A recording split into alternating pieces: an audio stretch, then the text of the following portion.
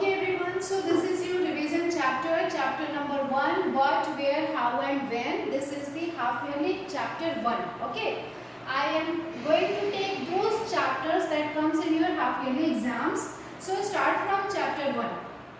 And in this chapter what we have studied, एक बार फिर से आप सारे बच्चे बहुत ध्यान से देखना, समझ में आएगा. What can we know about the past? Past के बारे में आप क्या क्या जानते हैं, ये हमने देखा था एकदम स्टार्टिंग में जब हमने अपना शुरू किया था. तो जैसे कि what kind of life hunters, fathers, farmers, rulers, इन लोगों की लाइफ किस तरह से थी. ठीक है, ये हम पास्ट के बारे में हम यही तो जानते हैं ना कि जो स्टार्टिंग में जो हंटर्स थे, हर्डर्स थे, फार्मर्स थे, इन सब लोगों की लाइफ कैसे थी पास्ट में. ठीक है, फिर फार्मर्स, फिर रूलर्स भी थे, कभी कभी रूलर्स भी आए, मर्चेंट्स भी आए. ओके, एंड फिर हमने ये भी देखा था कि पास्ट में जो बच्चे होते थे वो किस तरह के गेम्स खेला करते थे, कैसे स्टोरीज पढ़ा करते थे. ठीक है, where did people live in the past time during ancient India.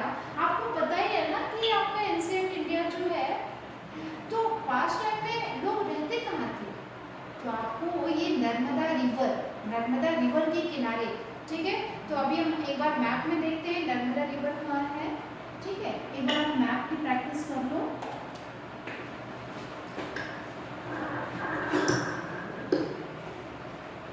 Class let's just mute your mic everyone. ठीक है, अब नर्मदा रिवर देखो जी, ये आपका विंध्य रेंज से यहाँ से निकल रही है. ठीक है, मध्य प्रदेश अमरकंटक से होते हुए नर्मदा एंड तापी, ये जो दो रिवर है. तो ये नर्मदा जो है ये अमरकंटक मध्य प्रदेश से निकलती है और ये बे ऑफ ये अरेबियन सी में आपकी ड्रेन कर जाती है, गिर जाती है. तो यहाँ पे सबसे पहले जो लोग थे नर्मदा रिवर के किनारे, वो क्या किए थे, यहीं पे सेटल होना शुरू किए थे. ठीक है, अब उसके बाद है कि, और ये कब की कहानी है, thousands of year, 100,000 of year ago. ठीक है, सम ऑफ द अर्लीस्ट पीपल. और वो लोग कौन थे जो नर्मदा रिवर के किनारे सेटल हुए थे, वो हंटर्स, गेदरर्स, ये सारे लोग थे. ठीक है, अर्लीस्ट हंटर्स, स्किल्ड गेदरर्स जो अपने, ठीक है, ये हंटेड एनिमल्स करके, फूड गैदरिंग करके ये अपनी लाइफ को सस्टेन करते थे. फिर सुलेमान और किरथार हिल्स के बारे में हमने क्या देखा था, सुलेमान और किरथार हिल्स. इधर आ जाओ, पाकिस्तान अफगानिस्तान की तरफ, ये आपका सुलेमान हो गया, ये आपका किरथार हिल हो गया. इस हिल की इम्पोर्टेंस क्या थी कि सबसे पहले जो व्हीट एंड बार्ले, ठीक है, 8,000 years ago first began to grow crop. अब आपसे एमसीक्यू में पूछा जा सकता है स्टूडेंट, आप बीच में अभी नहीं बोलोगे, व्हाट्सएप क्लास में अपने डाउट्स क्लियर करेंगे. तो सुलेमान एंड किरथार हिल्स की इम्पोर्टेंस क्या है. हमने नर्मदा रिवर की इम्पोर्टेंस तो देख ली कि इस जगह पे सबसे पहले फर्स्ट सेटलमेंट शुरू होती है, लेकिन ये जो हिल थे सुलेमान और किरथार हिल्स, इस जगह पे व्हीट एंड बार्ले सबसे पहले ग्रो किया गया था, उगाया गया. क्लियर हो गया. और ये पूछा जा सकता है कि where it is located. So it is located in the west coast of west, it is located in the west Indian subcontinent, west part of Indian subcontinent. ठीक है, तो ये हो गया. और फिर हम बात करेंगे गारो हिल्स की. गारो हिल्स नॉर्थ ईस्ट में और विंध्या हिल इन सेंट्रल इंडिया. अब गारो हिल्स देखो, ये आपका मेघालय, आसाम, अरुणाचल वाला एरिया है. ठीक है, ये आपका बांग्लादेश से, बांग्लादेश के ऊपर गारो हिल्स है. तो गारो हिल्स की इम्पोर्टेंस क्या थी. ठीक है, तो गारो हिल्स की इम्पोर्टेंस ये थी कि this way the areas where agricultural develop यहाँ पे. और आपका ये जो विंध्य माउंटेन है, विंध्य माउंटेन के नॉर्थ में सबसे पहले राइस को ग्रो किया गया था. चावल को सबसे पहले कहाँ उगाया गया था, यही जो नर्मदा रिवर आपको बता रही हूँ ना, इसके ऊपर विंध्य माउंटेन है. तो विंध्य माउंटेन में सबसे पहले नॉर्थ ऑफ दी विंध्या, इसके ऊपर विंध्य माउंटेन के नॉर्थ में राइस वॉज ग्रोन. क्लियर. फिर क्या होता है कि जो इंडस रिवर है, रिवर इंडस, और उनकी जो ट्रिब्यूटरीज है, ट्रिब्यूटरीज मतलब जो स्मॉल रिवर्स होती हैं जो बड़े रिवर में जाके मिल जाती हैं, उसको ट्रिब्यूटरीज कहते हैं. तो 4,000 अगो इसी रिवर के किनारे, इंडस रिवर के किनारे अर्लीस्ट सिटीज जो थी वो फ्लोरिश हुई थी। जो आप शुरू के जो शहर देख रहे थे ना, जो हम हड़प्पा वगैरह पढ़े थे, मोहनजोदड़ो, कालीबंगन, लुथर, तो ये सारी सिटीज जो थी ये इंडस वैली के किनारे डेवलप हुई थी, फ्लरिश हुई थी। ठीक है, तो आपसे पूछा जा सकता है कि earliest cities flourished on the bank of which river? River Indus. And what was the time period? 4700 years ago. Everyone mute your mic. ठीक है, अब गंगा रिवर के किनारे क्या हुआ था? ये तो इंडस रिवर की बात थी। गंगा रिवर के किनारे 2500 years ago some big cities were developed. Which cities developed? कौन सी बड़ा शहर डेवलप हुआ था? तो ये जो मगध है ना, the first empire, the first powerful empire was developed along the bank of the Ganga river, south of the Ganga river. ठीक है, गंगा, इंडस, गारो हिल, सुलेमान किरथार हिल, इन सब की इम्पोर्टेंस क्या थी ये आपको अभी मैंने बता दिया। ठीक है, और फिर आप देखो कि लोग ट्रैवल क्यों करते थे एक जगह से दूसरी जगह? तो वो इसलिए करते थे क्योंकि उनको अपने इन सर्च ऑफ, वो अपने भोजन के लिए, फूड के सर्च के लिए, और जब कभी डिजास्टर, नेचुरल डिजास्टर आते थे तो उसके लिए भी वो एक जगह से दूसरी जगह मूव किया करते थे। Why do people travel now it is आजकल? ठीक है, तो ये सारा हो गया कि कौन सी जगह क्यों इम्पोर्टेंट थी। अभी फिर से क्वेश्चन है नेम ऑफ द लैंड। अब जो आपका इंडिया नेम है, अपने देश का नाम इंडिया है, ये इंडिया नेम पढ़ा कैसे? तो ये पढ़ा था इंडस रिवर की वजह से, इंडस रिवर। ठीक है, अब जो ये इंडस रिवर है कहाँ बहती है? पाकिस्तान में, और थोड़ा सा 20% उनका जो वाटर है वो अपने जम्मू कश्मीर में भी आता है। ठीक है, तो इंडिया नाम इंडस रिवर की वजह से पड़ा था, जिसको संस्कृत में इंडस रिवर को सिंधु कहा जाता है। क्लियर? अब ईरान और ग्रीस का क्या रोल है यहाँ पे? ठीक है, तो ईरानीज और ग्रीक जब आए थे इंडस रिवर के आसपास, तो वो इंडस को हिंदूस कहते थे। कौन कहता था? ईरानी और ग्रीक्स, ये लोग जब आए थे तो वो इंडस रिवर को हिंदूस कहते थे, इंडोस कहते थे। ठीक है, and the land to the east of the river, वो कहते थे कि जो इंडस रिवर के ईस्ट में जो लैंड है वही इंडिया है। ठीक है, और जब ये जो भारत नाम है, the name Bharat was used. अब ये भारत नाम कैसे पड़ा था इंडिया का? क्योंकि this name was used for, because this name was used for a group of people who lived in the northwest. Rigveda में जो हमारा एंशिएंट बुक है, एंशिएंट वेदा है ऋग्वेद, उस ऋग्वेद में भारत का नाम आया है। और भारत का नाम किसके लिए आया है? वो सारे लोग जो नॉर्थ वेस्ट में रहा करते थे, इंडिया के नॉर्थ वेस्ट में, वही भारत कहलाता था। ठीक है, तो ये सब हो गया नेम के बारे में, इंडिया नेम के बारे में। अब देखिए, हमको इन सारी चीज़ों की इंफॉर्मेशन कहाँ से मिलती है? Finding out about the past की इंफॉर्मेशन कहाँ से मिली? तो मैन्युस्क्रिप्ट से। मैन्युस्क्रिप्ट्स क्या होते हैं? Manuscripts were they written by hands on the palm leaf. This usually written on palm leaf और on the special prepared bark of a tree known as the birch, जो कि हिमालय में ग्रो होता है। एक ट्री है, उसका जो पेड़, उसकी जो ब्रांचेस होती है, बार्क होता है, तो उस ट्री पर उस लीफ पे लिखा जाता था, जैसे ये लिखा हुआ है। ठीक है, इसको मैन्युस्क्रिप्ट कहा जाता है। मैन्युस्क्रिप्ट को एक बार फिर से समझो। This will usually written on palm leaf, इसको पाम लीफ पे लिखा जाता है। और या फिर हिमालय में जो एक specially prepared bark of a tree known as the birch, Himalaya के जो पेड़ है उसके जो बार्क है उस पे लिखा जाता है। दो जगह पे लिखा जाता है। ठीक है, अब आगे आ जाओ।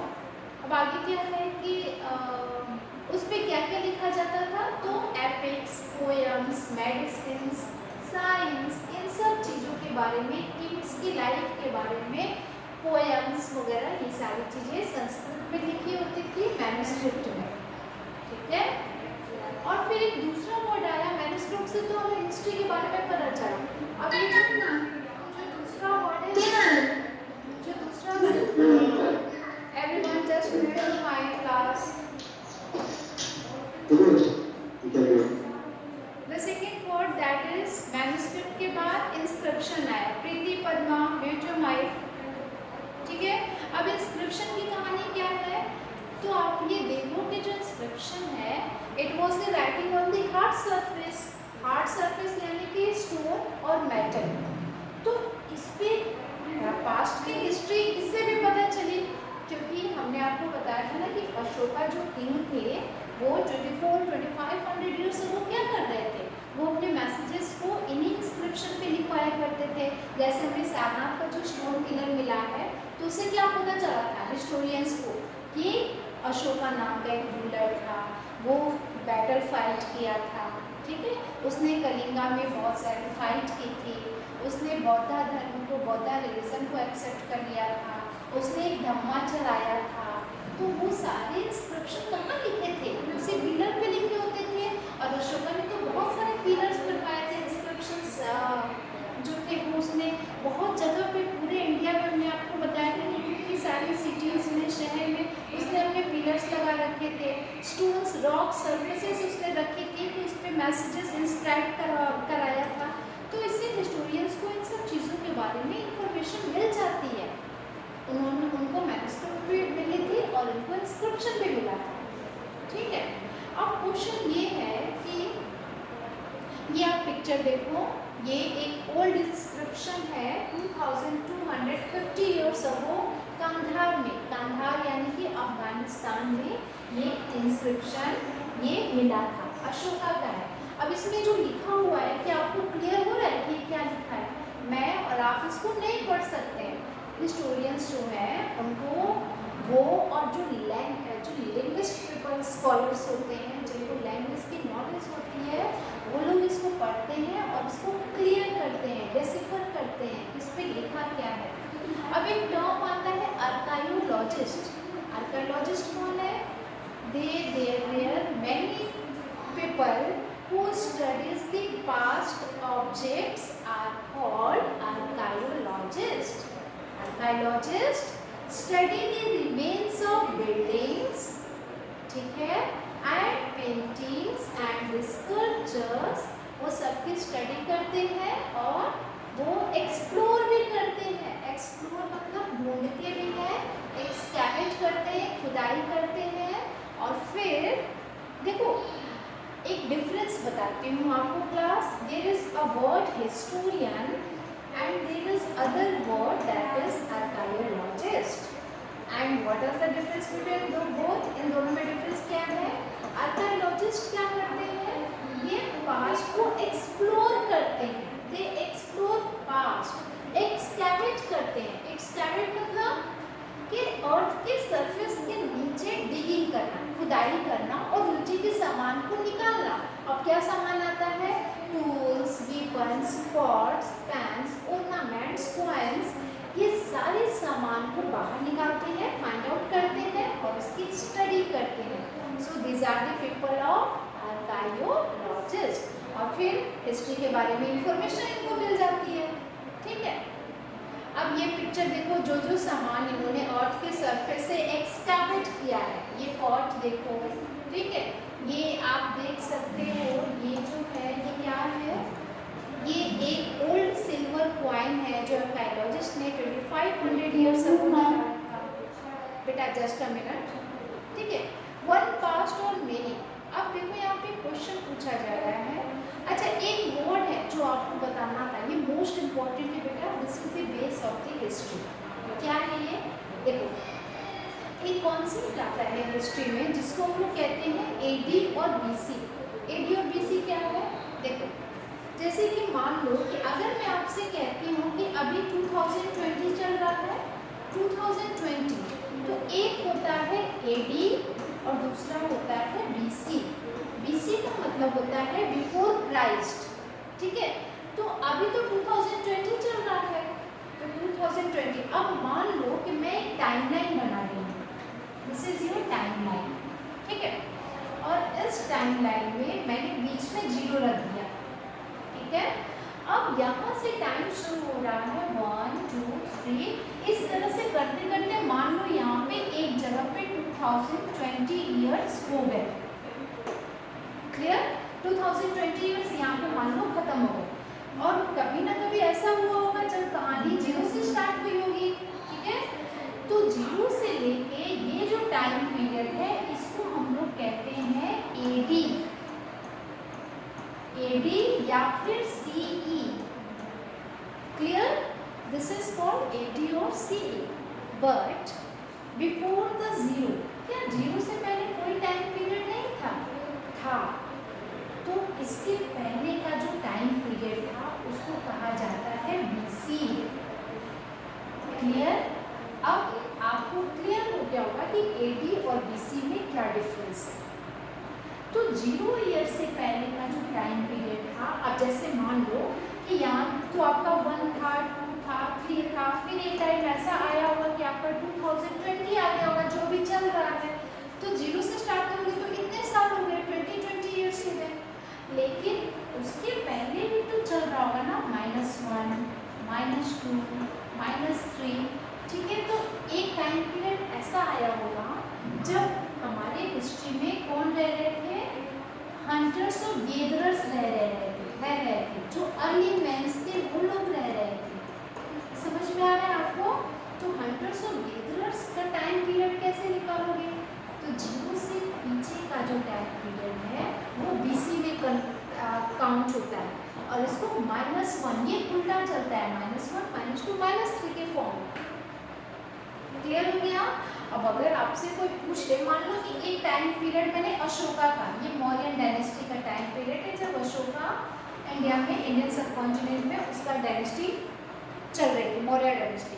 तो अशोका का जो टाइम पीरियड है, मान लो मैं यहाँ पे लिखती हूँ 300, तो ये 300 बीसी जो है ना, तो ये बीसी का कॉन्सेप्ट हो गया, क्लियर। तो ये एडी होता है और ये बीसी होता है। अब एक चीज़ आप और समझ लो, एंशिएंट इंडिया में हिस्ट्री में आपको ये चीज़ पता होना चाहिए। हमने आपको एडी और बीसी दोनों ही बता दिया।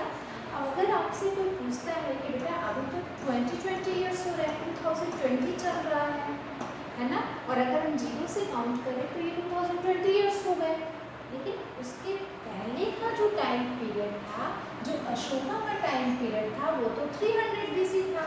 तो टोटल अभी प्रेजेंट से काउंट करें तो टोटल डे कितने हो गए, टोटल ईयर्स कितने हो गए? 300 को भी इसमें क्या करोगे? ऐड कर दोगे। ये कितना हो गया?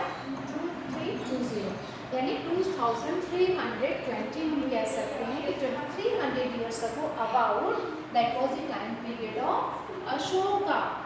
क्लियर हो गया ये एडी और बीसी का कॉन्सेप्ट, ठीक है। अब देखो बीसी में यहाँ पे क्या है? बीसी मीन्स होता है बिफोर क्राइस्ट। अब देखो बिफोर क्राइस्ट की कहानी क्या है? ये जो 0 मैंने लिखा है ना, ये जो 0 यहाँ पे जीसस क्राइस्ट का बर्थ हुआ था। जीसस क्राइस्ट यानी कि जो बर्थ है जीसस क्राइस्ट, उनका बर्थ हुआ था, इसीलिए इस टाइम पीरियड को डिवीजन टाइम पीरियड मान लिया गया है। इतना आपको क्लियर हो गया होगा। So this was all about the chapter 1। और ये आप जो पिक्चर देख रहे हैं एल्सवेयर, इसमें क्या है? ये अलग अलग लैंग्वेजेस हैं, ठीक है। We have seen that inscription पे आप देखोगे कि बहुत सारी लैंग्वेजेस लिखी होती हैं, स्क्रिप्ट्स और लैंग्वेजेस। अब लैंग्वेजेस जो कि यूज़ हम लोग करते हैं, ठीक है।